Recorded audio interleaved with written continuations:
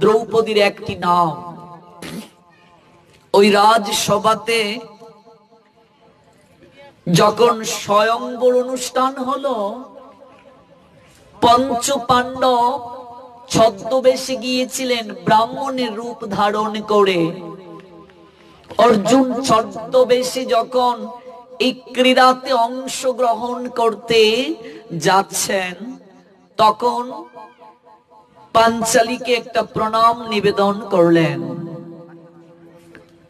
দুর্যোধন বলছেন, মূর্খ ব্রাহ্মণ, ওই নারী যদি কোনো কারণে তোমার স্ত্রী হয়ে যায়, তুমি যে তাকে প্রণাম করছো, স্ত্রীকে প্রণাম করবে? ভগবান মৃদু মৃদু হেসে বলছেন, দুর্যোধন, তোমার এই জ্ঞান এখনো হয়নি। প্রত্যেকটা নারীর ভেতরে আরেক সেই রূপটাই হচ্ছে তিনি আদ্য শক্তি মহামায়ার রূপিণী। আর ওই আদ্য শক্তি স্বরূপিণী শক্তিকে প্রত্যেকটা পুরুষের কর্তব্য প্রণাম নিবেদন করা। আমি রক্ষিণীকে আমার অন্তর থেকে প্রতিদিন একটা প্রণাম নিবেদন করি। এই প্রণামটা স্বামীর স্ত্রীকে প্রণাম নয়। স্ত্রী মানে নারী, নারীর ভেতরে আরেকটা শক্তি আছে, ওই শক্তিটাকে প্রণাম করা। এই জন্য বিয়ে করলে জামাই হয়, স্বামী হয়,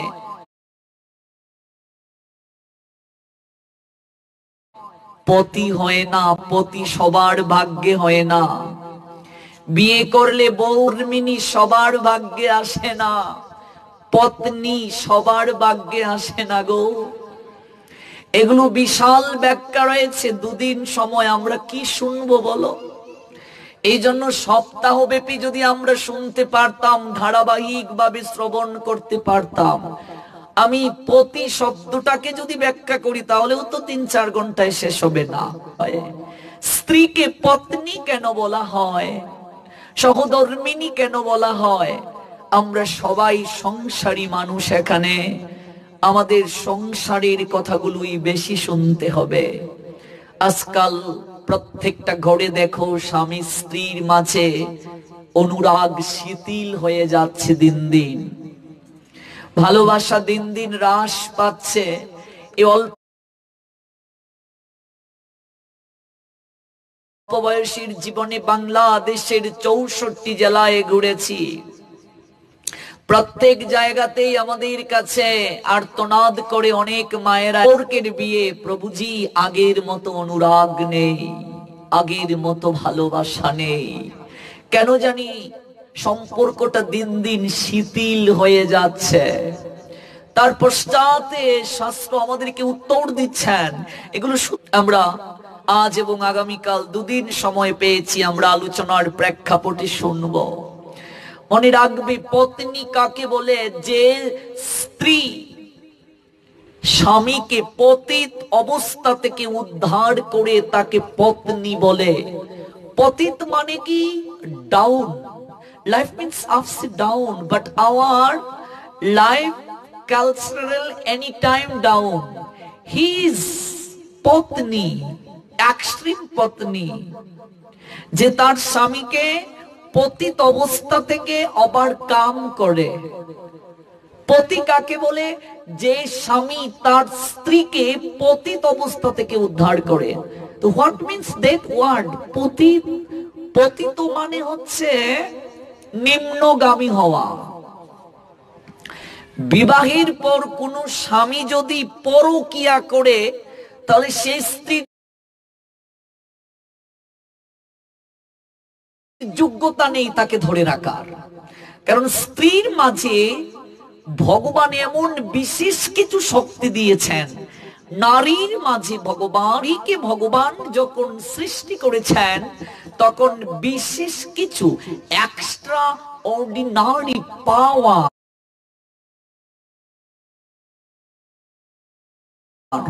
dedicate woman, all power supreme being Krishna's have extreme power in mitochondria, that extreme source of all energy.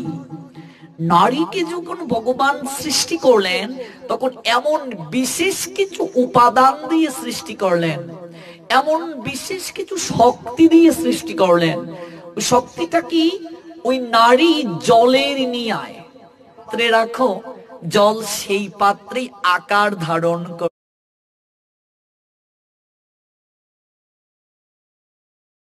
করে, তাই না? নারী জলের নিয়ায়। দেখো, বিবাহের আগে পর্যন্ত একটা নারী বাবার গৃহে থাকে, তাই না? বাবার পরিচয়ে তার পরিচিতি হয়। বাবা মাকে কেউ যদি কিছু বলে তাহলে তার ক্রোধ হয়। নিজের জীবনও, ইতিহাসে এরকম অনেক নারী আছে মা বাবার জন্য দিয়ে দিয়েছে। মা বাবাকে কেন্দ্র করে, ভাই বোনকে কেন্দ্র করে, আত্মীয় স্বজনকে কেন্দ্র করে নারীর জীবনটাকে দুটি ভাগে বিভাজন করা হয়েছে। একটা নারীর জন্ম হয় দুবার, আমাদের শাস্ত্র বলছেন। নারীর জীবনটার মতো বিচিত্র জীবন জগতে আর কারো নাই। এটা আমি কেবল শাস্ত্র পড়ে বলতে পারবো, কিন্তু অভিজ্ঞতা এটা আপনাদের। এই অভিজ্ঞতার আলোকে আমি বলতে পারবো না। এই জন্য একটা ভজন আছে, পুরুষ ভ্রমরা জাতি কঠিন তার হিয়া, সরল জাতি থাকে দুঃখ সইয়া। নারীকে ভগবান বিশেষ কিছু শক্তি দিয়েছেন, তার মধ্যে একটা শক্তি হচ্ছে সহনশীলতা। অর্থাৎ তার বক্ষ ফেটে যেতে পারে কিন্তু সহজে তার মুখ দিয়ে কথিত হয় না। সমস্ত তার আশা, সমস্ত আকাঙ্ক্ষা বাবার বাড়িতে, বাবা মাকে কেন্দ্র করে, ভাই বোনকে কেন্দ্র করে, আত্মীয় স্বজনকে কেন্দ্র করে। একবার ভেবে দেখুন তো, এই নারীটাই অচেনা অজানা পরিবেশে একটা পুরুষকে হাত ধরে, একটা পুরুষ বছরের জন্ম থেকে স্মৃতি বিজড়িত সবকিছু পরিত্যাগ করে চলে আসে। একটা অচেনা অজানা একটা স্বামী রূপে সে গ্রহণ করেছে। ওই স্বামীর পরিচয়ে সে একটা মা পায়, বাবা পায়, ভাই পায়, বোন পায়, দেবর তো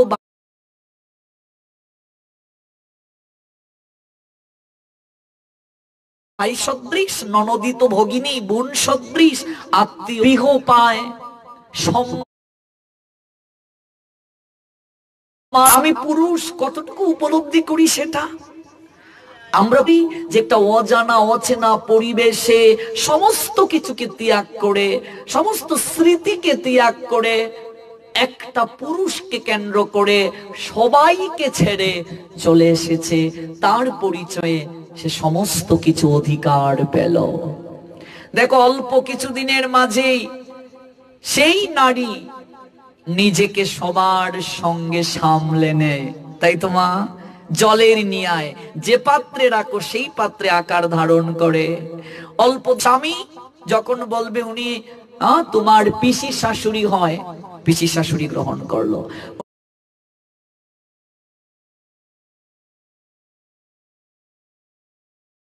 উনি তোমার দেবর হয়, উনি তোমার ননদী হয়, উনি তোমার মাতার জন্ম হলো। মুহূর্তের মাঝে সেই নারী তার স্নেহ দ্বারা, আদর দ্বারা, সৌহার্দ্য দ্বারা, সম্প্রীতি দ্বারা মুহূর্তের মাঝেই সবাইকে আপনার করে নেয়। আপনার করার একটা শক্তি তার মাঝে আছে। তার সমস্ত ভালোবাসা স্বামীকে কেন্দ্র করে। এবার বাড়ির লোকেরা কিছু বলে, সে কিন্তু সেটা মেনে নিতে পারে না। এরকম আর 5 বোন বাবার বাড়িতে গিয়েছে। এক বোনের স্বামীকে যদি সামাজিকতার ক্ষেত্রে একটু ছোট করে দেখা হয়, সেই নারী কি করে মা বাবা ভাই বোনদের বিরুদ্ধে গিয়েও কথা বলে। ঠিক কি ঠিক না? যে মা বাবাকে ছাড়া মুহূর্ত কল্পনা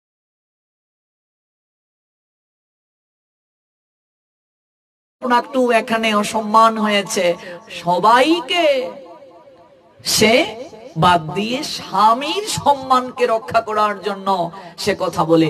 এমনকি এরকমও দেখেছি আমি সারা বাংলাদেশ ঘুরে কোনো এক জায়গায় যে 5 বোন বিয়েতে গিয়েছে, এবার তার স্বামীকে একটু থাকবো না, চলো এই জায়গা থেকে চলে যাই। সতী সেই শিক্ষাটা দিলেন। তার বাবা দক্ষ মহারাজ সবাইকে আমন্ত্রণ করলেন, বাকি ভগিনীদেরকে আমন্ত্রণ করলেন, সতীর স্বামীকে মহাদেবকে নিমন্ত্রণ করলেন না। এবার স্বামীর একজন পতিব্রতা স্ত্রী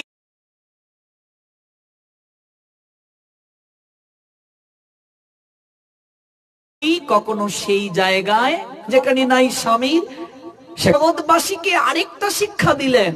এ অনেক লীলা আমরা শ্রবণ করব। স্বামীকে কেন্দ্র করে তার ভালোবাসা। এবার পেটে যখন সন্তান আসলো, সেই ভালোবাসা স্বামীর কাছ থেকে কিছুটা কমে গিয়ে সন্তানের উপর পড়ে গেল।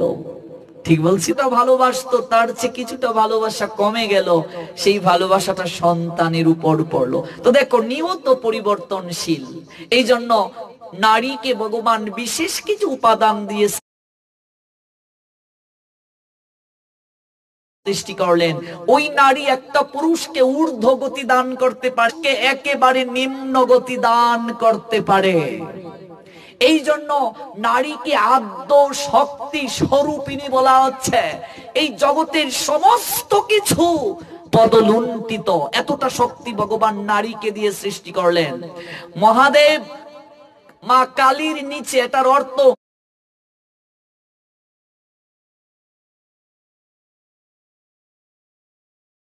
স্ত্রীর পায়ের নিচে স্বামী না, এটার অর্থ হচ্ছে শক্তি। পুরুষকে শক্তিমান করে। এই জন্য আমি কথাটা বলছি, কারণ যেহেতু প্রণাম করতে গেলাম মন্দিরে, এটা হয়তো আপনারা অনেকেই জানেন না, জানা প্রয়োজন। এখানে কালীর পায়ের নিচে মহাদেব, এটার অর্থ হচ্ছে প্রকৃতির অধীন হচ্ছে সমস্ত কিছু, প্রকৃতির অধীন পুরুষ। এই জন্য নারীকে বলা হয় শক্তি, আর ওই নারীর শক্তিতে পুরুষ হয় শক্তিমান। নারী শক্তির প্রতীক। এই জন্য দেখবেন নারী সিঁদুর পরে, সিঁদুরের রং কি? লাল। এই লাল রং মানে বিস্তারিত আলোচনা করব, সিঁদুরের উৎপত্তি কোথায় কি জানি না এগুলো। এই রং লাল, লাল রং মানে শক্তির প্রতীক। নারী হচ্ছে আদ্য শক্তি স্বরূপিণী, স্বরূপিণী শক্তি নারী।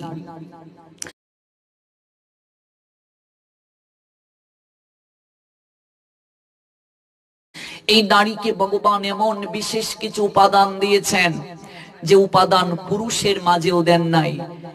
তাই এক সাম্রাজ্য যদি একদিকে চলে যায়, আর একটা স্বামীর জীবনে একটা স্ত্রী পাওয়া যায়, মনে রাখবে পৃথিবীর সমস্ত ঐশ্বর্য তার আছে। একটা আদর্শ থেকে উদ্ধার করবে। পতিত মানে নিম্নগামী। আমরা উপরে ছিলাম গো, কর্মে বিস্মৃতি হবার কারণে আমরা নিম্নগামী হয়ে গেছি।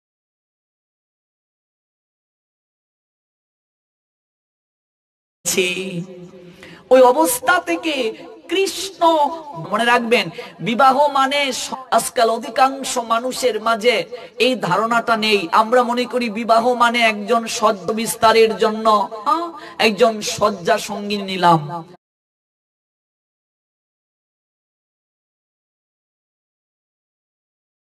শেষ বয়সে আমাকে দেখাশোনা করবে আমার একজন সঙ্গিনী। অ্যাবসলিউটলি রং এই ধারণাটা।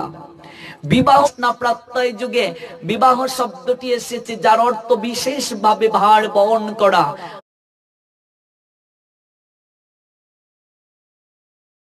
আমাদের সনাতন শাস্ত্রে 8 প্রকার বিবাহ রয়েছে। কয় প্রকার?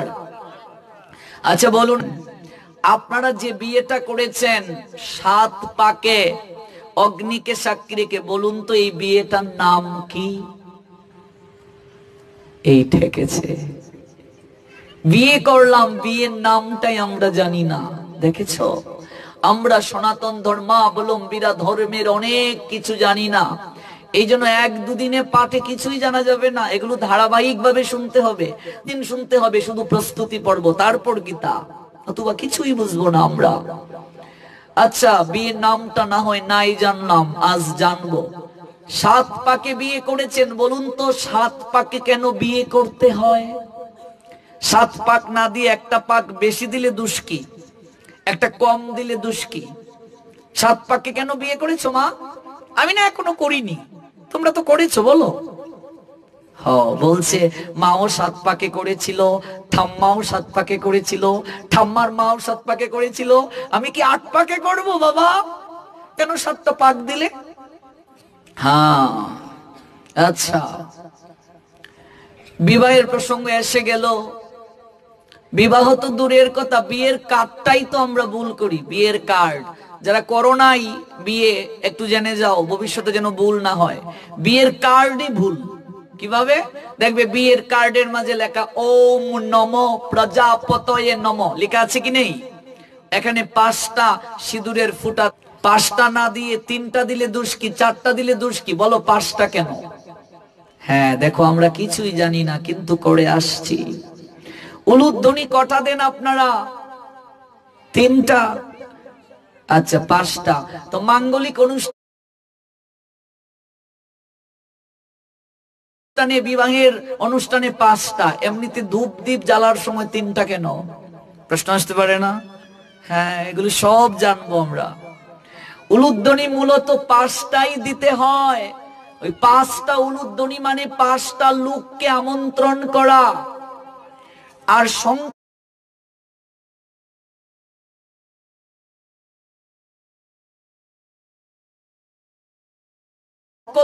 3বারের বেশি দিতে নেই।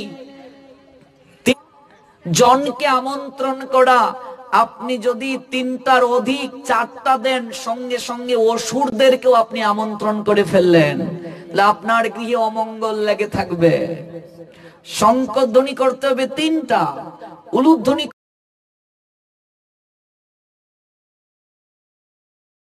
করতে হবে 5টা। কিন্তু কেন? এই উলুধ্বনির উৎপত্তি থেকে শুনেননি? আমি একেবারে ধারাবাহিক ভাবে আলোচনা করি, এ টু জেড। এই জন্য 1-2 দিনের আলোচনায় খুব কমই আসা হয় আমার। এগুলো বিস্তারিত শুনতে হবে, একেবারে সৃষ্টি থেকে প্রত্যেকটা বিষয়ের। তা না হলে কিছুই আমরা বুঝবো না। যতগুলো প্রশ্ন রেখে যাচ্ছি ধীরে ধীরে সব উত্তর পাবেন। এই জন্য মনোযোগ সহকারে শুনতে হবে। এবং যারা আসে নাই, আগামীকাল ওদেরকে বলতে হবে এত বড় একটা প্রোগ্রাম, কিন্তু ভক্তবৃন্দের সংখ্যা এত কম কেন?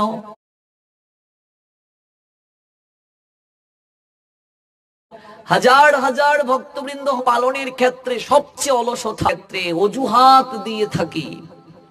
একটা ওয়াজের মাহফিলে গিয়ে দেখো, লক্ষ লক্ষ ভক্ত হয়, আর গীতা ভাগবত পাঠে আমরা ভক্ত খুঁজে পাই না। যদি অন্যান্য জায়গায় যারা ইউটিউবে কিংবা অনলাইনে আমার প্রবচন দেখো, হাজার হাজার ভক্ত হয় আমার প্রবচনগুলোতে বেশি। এবং এই ইন্টারনেটের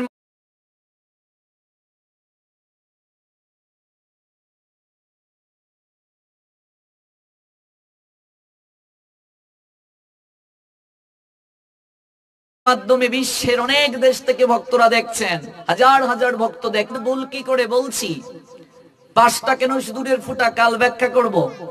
এখানে ওম নমো প্রজাপতয়ে নমঃ লেখা, দেখবে একটা প্রজাপতির ছবি দেয়া আছে, আছে কি নেই? আছে। ছোটবেলা কারো গৃহে যদি প্রজাপতি প্রবেশ করত,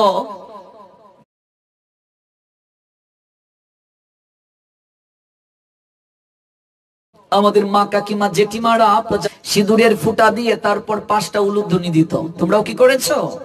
তোমাদের সঙ্গে তো আমাদের অনেক মিল আছে গো। তো বলতো কেন? এটা মঙ্গলের চিহ্ন। এক পিস। এবার ওদের বাড়িতে গিয়েছে, মা বলছে তোর তো বিয়ে হচ্ছে না রে, আর কতদিন থাকবে? বৌদি ননদিকে মানে পিসিকে মজা করে বলছে, আমার মা বলছে পিসিকে। হঠাৎ করে এই ঘরে একটা প্রজাপতি ঢুকে গেল। মা বলছে হয়ে গেছে তোর। এবার প্রজাপতিকে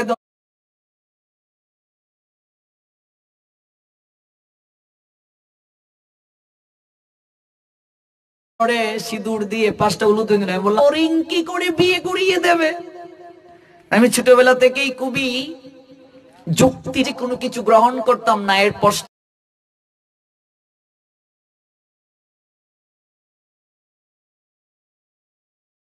সাথে যদি কারণ এবং যুক্তি না জানতাম, আর পরবর্তীতে যেহেতু সায়েন্স নিয়ে পড়াশোনা করেছি, গ্রাজুয়েশন করেছি, মাস্টার্স করেছি, আবার পিএইচডি করব বাংলা সাহিত্যের উপরে।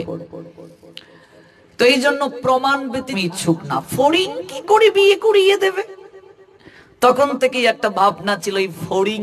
বিয়ের কার্ডে আমরা লিখি ওম নমঃ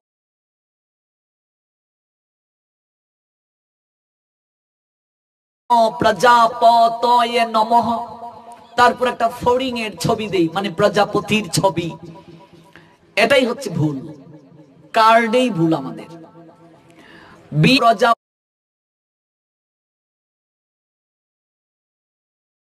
প্রজাপতি, তো ছবি যদি হয় ব্রহ্মার হবে ফড়িং এর ছবি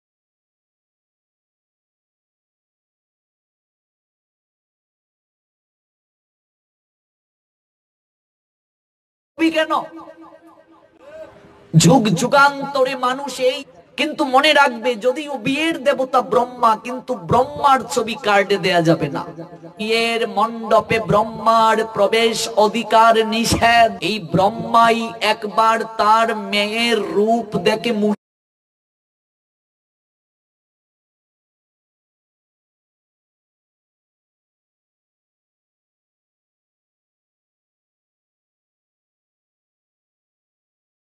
হয়ে গিয়েছিলেন। সেই সংস্কারে লুকাচার রূপে বিবাহ দেখেন কি, আমরা তো জানি দেখে না, কিন্তু এটার পিছনে শাস্ত্রীয় কারণ কি, এটা লুকাচার।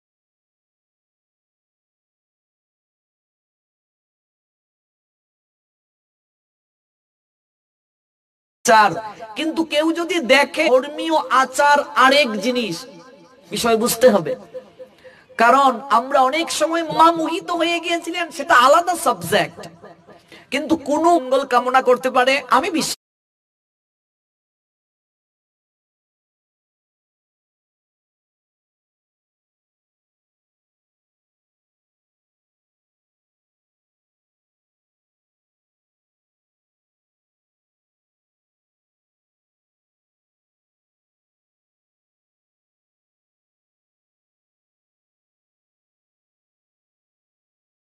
না, মনে রাখবে, যুব সমাজকে বলছি, এই পৃথিবীর বুকে যদি কেউ আমাদেরকে ভালোবেসে থাকে, এই আর কেউ বাঁচতে পারে না, এমন কি হবে, তবুও শাস্ত্রের আঙ্গিকে বলছি, এমন কি বাবাও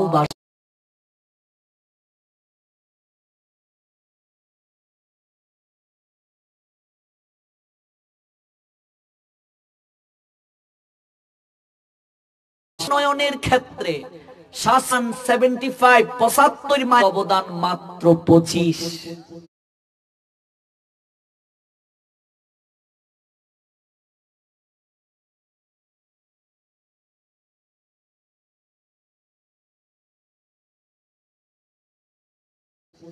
পিতা আনন্দিত হইয়া এ ধরিয়া জটরে কত কষ্ট করে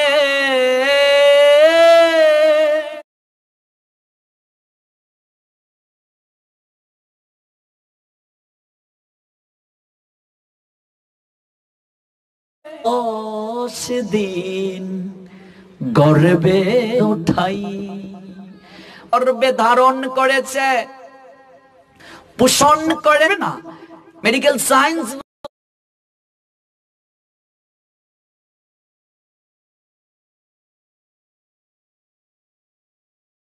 বলছে 1 লক্ষ ইতনা হয়, তার চেয়ে কোটি কোটি গুণ বেশি। এটা একটা মা বুঝবে, সিজারে যে মা হয়েছে তারও বুঝার কথা না, বুঝার কথা না। এখনকার পদ্ধতি তো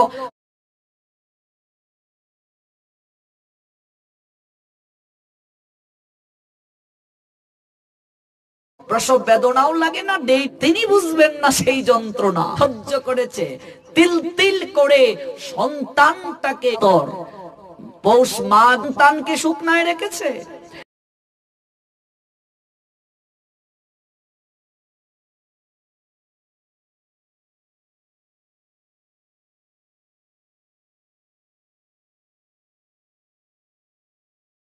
সন্তানের উপর নিজে অবদান একজন বাবা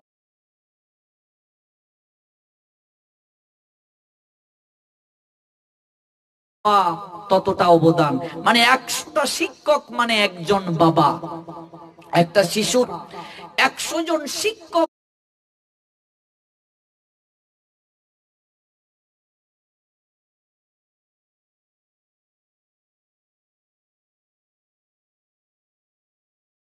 যতটুকু সন্তানকে, বাবা তার সন্তানকে ততটা, বাবাকে এক জায়গায় করলে যে অবদান, একজন মা ততটুকু অবদান। বুঝেছো? 100 জন বাবাকে একজন হচ্ছে সন্তানের সঙ্গে মায়ের, নারীর একটা সম্পর্ক রয়েছে। নারী, এই জন্য পিতা মাতা হচ্ছেন প্রাথমিক গুরুদেব আমাদের। পিতা মাতার চরণ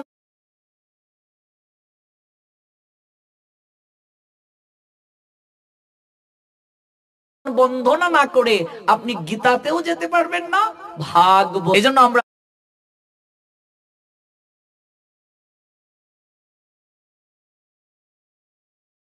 আজ শুনছি এই কথাগুলো, আগামীকাল আমরা গীতা থেকে শুনবো।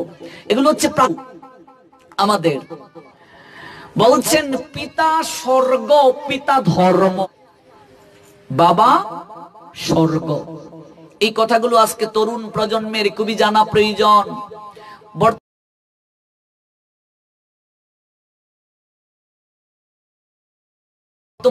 পিতামাতার প্রতি সম্মান। সমাজে এত বৃদ্ধাশ্রম কেন?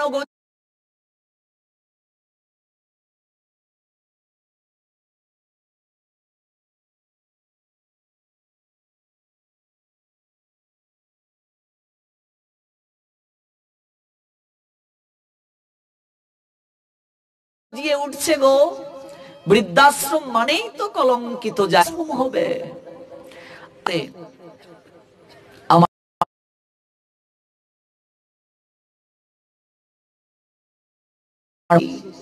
আমার বাবার অবদান, ছেলে মা বাবার দিয়ে দিয়েছে, কজন মাকে পাবে?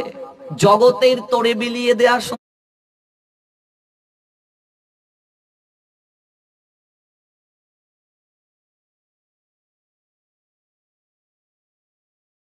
সন্তানকে।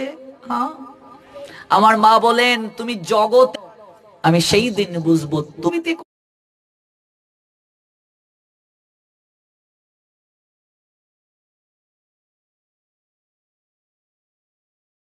কোনদিন ভগবান পাঠান। আমি এই এরকম পাওয়া কঠিন। এই গীতা স্কুলের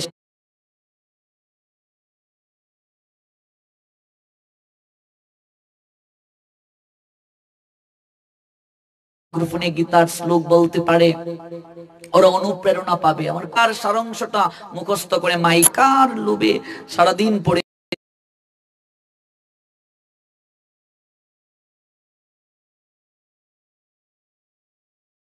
এগুলো মুখস্থ করলাম, তারপর মাইক্রোফোনে দাঁড়ালাম, থরথর করে কাঁপছে তো মানুষ। মা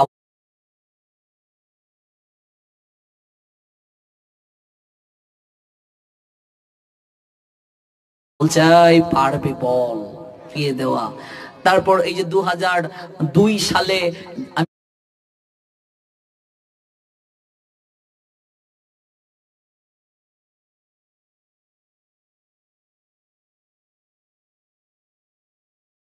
একটা যাত্রাতে অভিনয় করেছি, রিক্সা সাহিত্যে আমি আবৃত্তিতে পুরস্কার পেয়েছি জাতীয়ভাবে। আমার আবৃত্তি কোন পড়ি 1 সালে। 2003 সালে ক্লাস 5-এ প্রধান পেয়েছি সারা বাংলাদেশের মাঝে, ট্যালেন্টের মাঝে প্রথম স্থান অধিকার করে। বিএনপির আমল ছিল 2003 সাল। প্রধানমন্ত্রী কর্তৃক আমি ট্যালেন্টের মাঝে প্রথম স্থান অধিকার করে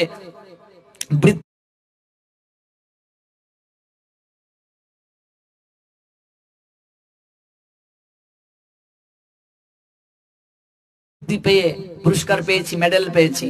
2006 সালে 8-এ বৃত্তি পেলাম, 9-এ এসএসসি, ইন্টার 11-তে, তারপর ফার্স্ট ক্লাসে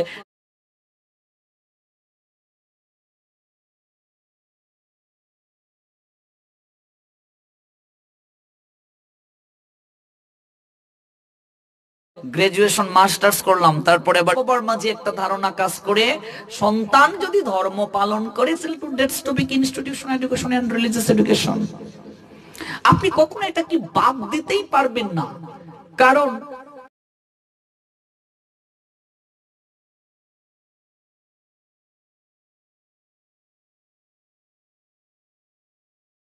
The whole power supreme being Krishna is most intimate acquaintance of our life. If the heart is formatted, but we've forgotten that most value of our life. Say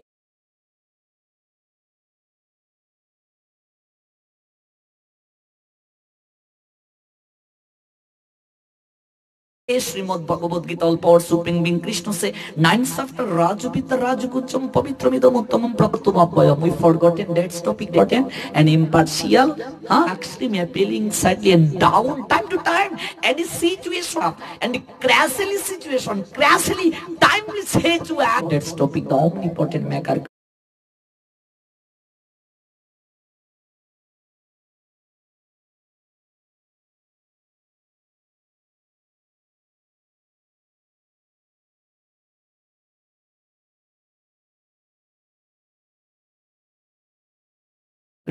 বলে গেছি সেই তত্ত্বামৃত that causes আমরা এতটা কসফিক যদি কেউ পড়াশোনা করে এবং ম্যাক্সিমামেরা অনেক উচ্চ শিক্ষিত,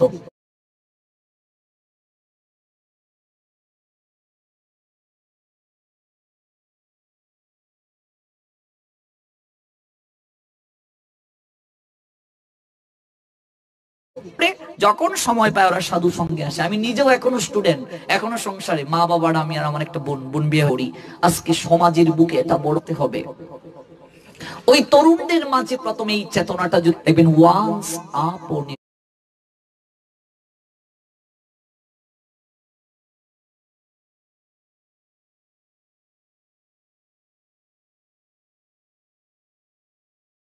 আমাদেরকে hard working, and that's your minded dignity, dedicate Almighty Creator Krishna. That's time your heartiest behavior.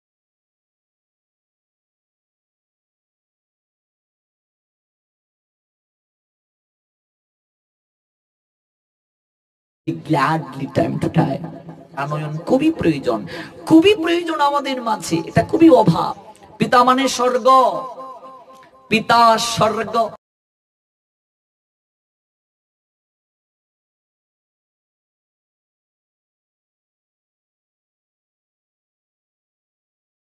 এই শিক্ষাটা আপনি স্কুল কলেজে গেলে পাবেন না।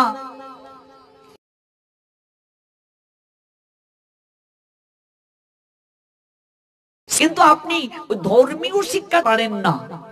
আমরা আজকে ধর্মটাকে অপশনাল বানিয়ে বড় সমস্যা। দেখবে যে চাকরিজীবী এতটা সময় চাকরি ক্ষেত্রে দেব, ব্যবসায়ী যে তার সময় আছে, আমি এই সময়টা ব্যবসা ক্ষেত্রে দেব, স্বামী স্ত্রীর জন্য সময় রাখে, সন্তানের জন্য সময় রাখে, গার্লফ্রেন্ডের জন্য একটা সময় আছে। কিন্তু এমন কজন আমরা আছি যে এই সময়টা কেবল ভগবানের জন্য আমি রেখেছি, ধর্মের এটা কেবল তোমার সঙ্গে শেয়ার করব, আর কারোর সঙ্গে শেয়ার করব না। লাইট জ্বালিয়েছেন, মেইন তারের সঙ্গে যদি এটার সংযোগ না থাকে,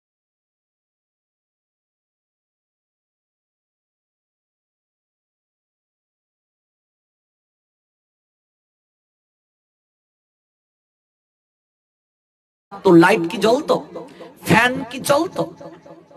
সংসার সম্পর্ক নাই। সংসার সুখ যিনি প্রদান করেন,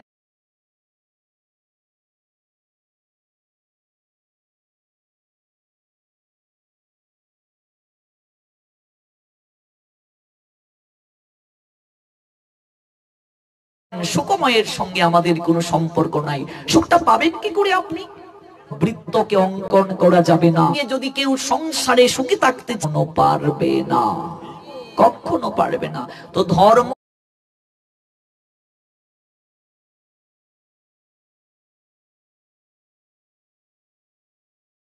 মানে কি শুধু ধুতি উত্তরীয়, তারপর তিলক কাটা, তারপর জবটা বাহ্যিক ধর্মীয় অঙ্গনে যাওয়ার একটা ভক্তি জগতে ভক্তি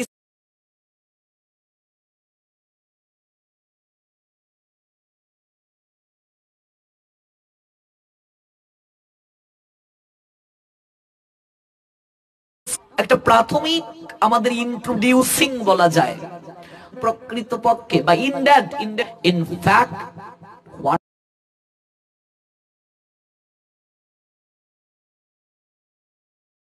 what means ধর্ম তো সাক্ষাৎ ভগবত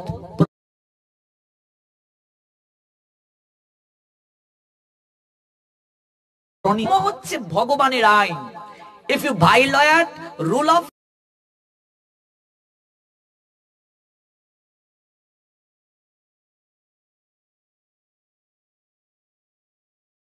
regulation, omnipotent punishment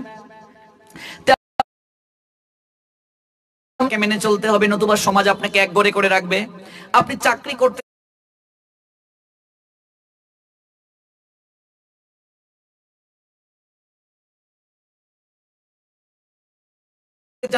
মেনে চলতে হবে। আমি এই ধর্মটাকে ভায়োলেট করি, অফকোর্স পানিশমেন্ট। তেমনি ভাবে ধর্ম তো ধর্ম হচ্ছে ভগবানের আইন, ওই আইনটাকে ধারণ করার নামই ধর্ম। ভগবানের আইনকে ধারণ করার নামই ধর্ম। আপনি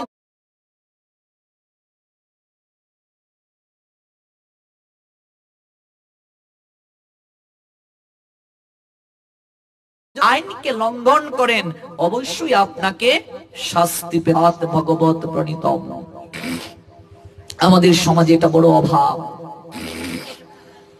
পিতা স্বর্গ সন্তুষ্ট করা হয়, সমস্ত দেবতারা সন্তুষ্ট হন। পিতরে প্রীতিমা পণ্যে প্রিয়ন্তে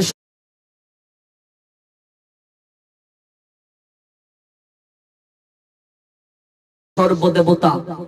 পিতা হচ্ছে নীলকণ্ঠের ন্যায়। বিষ উঠেছিল, বিষ কে গ্রহণ করবে কাউকে খুঁজে পাওয়া গেল না। মহাদেব সেই বিষটাকে কণ্ঠের মাঝে রেখে নীলকণ্ঠ সাজলেন। পিতা সংসারের সমস্ত যাতনার বিষ, অভাব অনটন দুঃখ দুর্দশার বিষকে এই কণ্ঠের মাঝে রাখেন, সন্তানকে সেটা বুঝতে দেন না। সন্তানকে বুঝতে দেন না কিভাবে সংসার চলবে। সমস্ত যাতনা একজন পিতা নিচে গ্রহণ করেন। ওটা যদি কারো জীবন থেকে চলে যায়,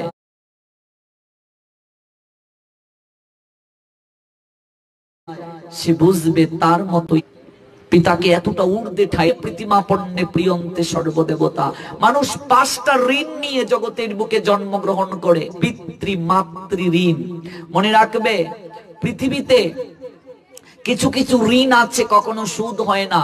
পিতা মাতার ঋণ কোনোদিন সুদ হয় না।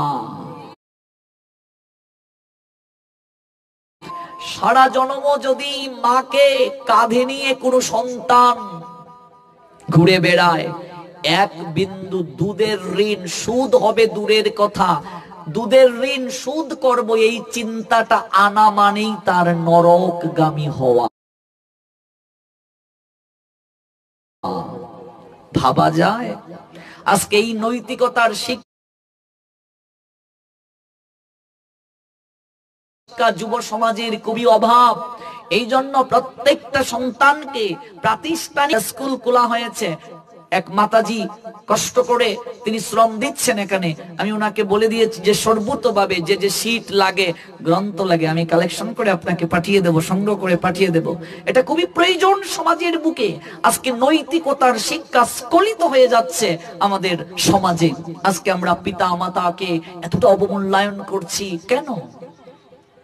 এগুলো কেন হচ্ছে? তার কারণ পিতা মাতাকে শাস্ত্রে কতটা উপরের স্থানে বসিয়েছে, এই শিক্ষা সন্তানেরা পাচ্ছে না। পাবে কোথায়? গেলে জানবে না। এটা স্কুলে নৈতিকতার শিক্ষা তেমন ভাবে পড়ানো হয় না। ওই নৈতিকতার শিক্ষা প্রদান করে কেবলমাত্র ধর্মীয় শিক্ষা প্রতিষ্ঠা। আজকে দেখো, প্লেতে যখন পড়ে, কেজি স্কুলে যখন পড়ে, অনেক মায়েরা টুল যাকে আমরা মুরাও বলি, এগুলো নিয়ে কেজি স্কুলে বাচ্চাদেরকে নিয়ে যায়, বসে বসে থাকে। যখন শেষ হয় আবার বাচ্চাটাকে নিয়ে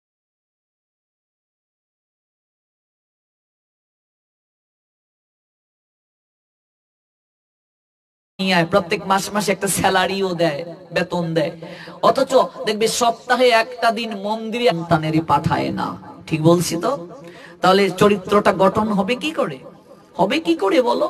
বিনামূল্যে অনেক ইনস্টিটিউশন আছে, অনেক সংগঠন আছে যারা এই ক্লাসগুলো দিচ্ছে, গীতা পাঠের শিক্ষা দিচ্ছে। আমরা অভিভাবকদের মাঝে কনসাস ক্রিয়েট হচ্ছে না, আমরা সন্তানদেরকে পাঠাচ্ছি না। কজন অভিভাবক আছে ঘুম থেকে উঠে সন্তানকে বলে যে বাবা, ঘুম থেকে উঠেই নিত্যকর্ম ভগবানকে দর্শন করা, এটা নিত্যকর্ম।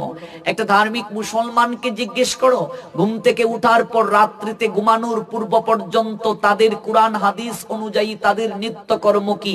ছোট্ট বাচ্চা থেকে বৃদ্ধ পর্যন্ত সবাই বলে দেবে। 100 হিন্দু ছেলে মেয়েকে বলো, ছেলে মেয়ের কথা বাদ দাও, বাবা কাকা জেঠা দাদু যারা, তাদেরকে বলো যে ঘুম থেকে উঠার পর রাত্রে ঘুমানো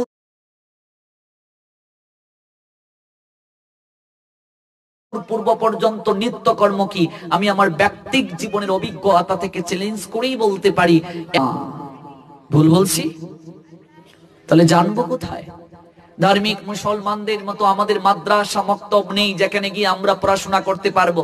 এই রঙ্গবড়া বঙ্গদেশে স্বাধীন নির্ধারিত কোন ধর্মীয় প্রতিষ্ঠান নেই। যদিও কিছু সংস্কৃত কলেজ আছে, এখানে টাকার বিনিময়ে সার্টিফিকেট পাওয়া যায়, আদ্য মাদ্য উপাধি, কত ডিগ্রি, দেখবে সংস্কৃতের সও চিনে না। আমাদের এই বাংলাদেশে তেমন কোনো সুযোগ নেই। যদিও একদিন দুদিন গীতা পাঠের আয়োজন করা হয়, এই জায়গাটাতে আসার আমাদের সময় থাকে না। নতুবা এত সুন্দর একটা প্রোগ্রাম, এখানে হুমড়ি খেয়ে ভক্তদের ভিড় থাকার কথা। অনেকে দেখো বসে বসে সিরিয়াল দেখছে বাড়িতে। তাহলে আপনি জানবেন, শিখবেন কোথায়? আর একদিন দুদিন পাঠের আয়োজন করা হয়, এক দুদিনে পাঠ কি হবে? আজকে ওদের ওয়াজের মাধ্যমে যেভাবে ওদের ইনক্রাস করতে পারছে, ওরা যেভাবে মডিফাই করতে পারছে, আমরা সেই সুযোগটা পাচ্ছি না। 24 প্রহর কীর্তন হয়, 32 প্রহর কীর্তন হয়, আর অনেক বেশি কীর্তন হয়, কিন্তু